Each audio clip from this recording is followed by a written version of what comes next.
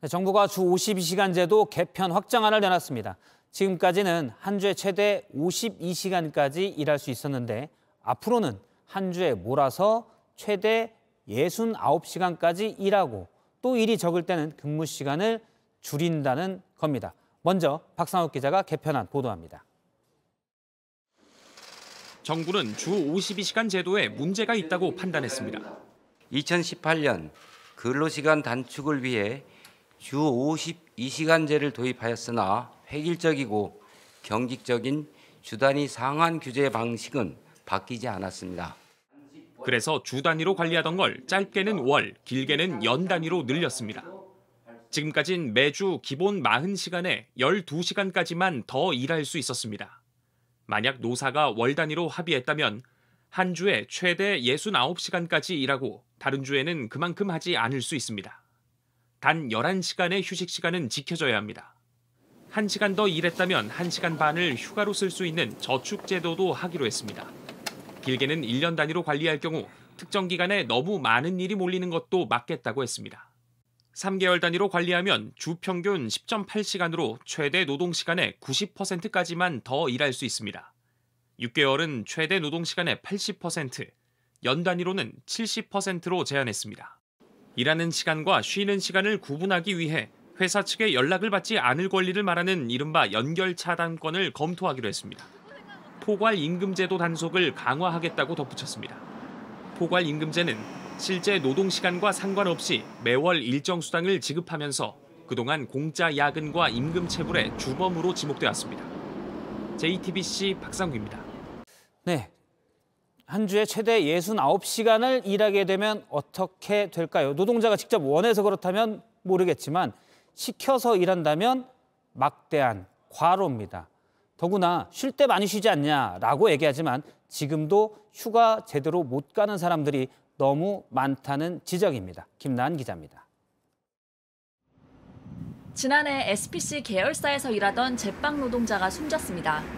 전체 일한 시간보다도 매일 이어진 야근이 괴롭다고 호소했습니다. 11시간 휴식은 충분한 걸까요? 노동 현장에선 아니라고 합니다. 정부는 11시간이라는 시간만 말했을 뿐 야간 휴식권 등을 보장한 건 아닙니다. 정부가 11시간 연속 휴식을 보장했지만 틈이 있는 겁니다.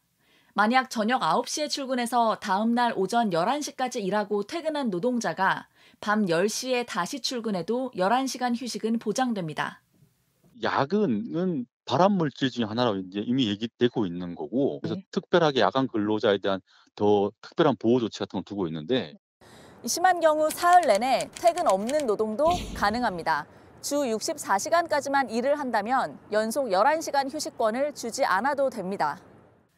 이론적으론 오늘 오전 9시에 출근한 노동자가 모레 새벽 6시까지 일하고 나머지 요일엔 정상 근무를 하는 것도 가능합니다. 게임 출시 전 직원이 밤샘 근무를 하는 걸 말하는 이른바 크런치 노동에 내몰리게 됩니다. 정부는 또 더 일한 만큼 저축해 나중에 긴 휴가로 쓸 수 있어 좋다고도 했습니다. 하지만 노동계에선 지금도 제때 휴가를 못 쓰는 경우가 많다며 반발했습니다.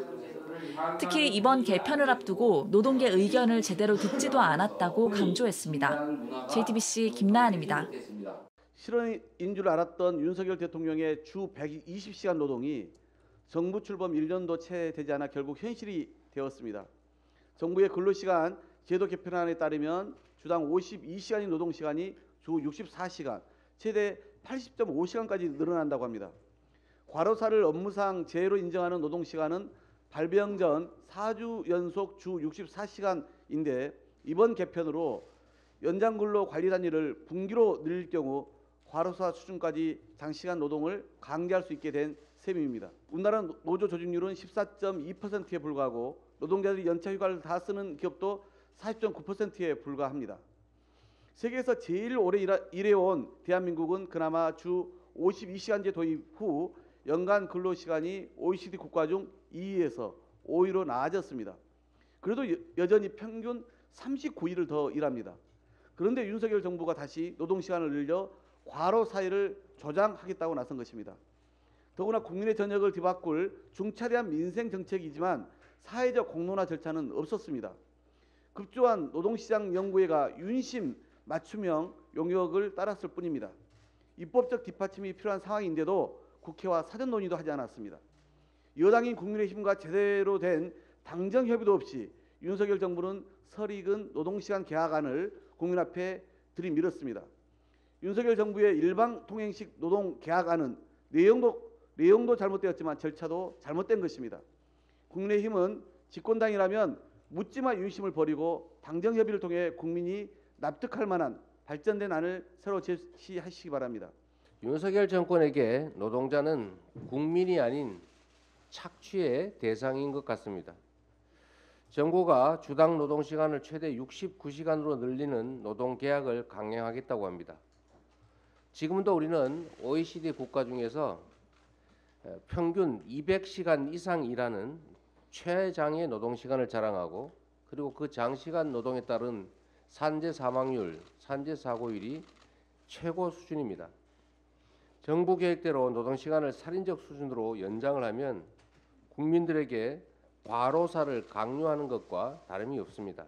특히 사용자와 갑을 관계에 있는 노동자들 입장에서 장기 휴가 활성화 같은 그런 방안들은 현실을 몰라도 너무 모르는 탁상 공론이거나 아니면 국민을 기만하는 발언에 불과합니다.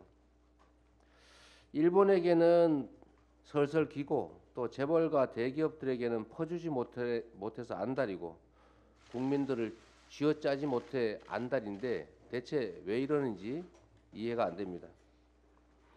우리 민주당은 윤석열 정권의 노동시간 계약 국회에서 철저하게 막도록 하겠습니다.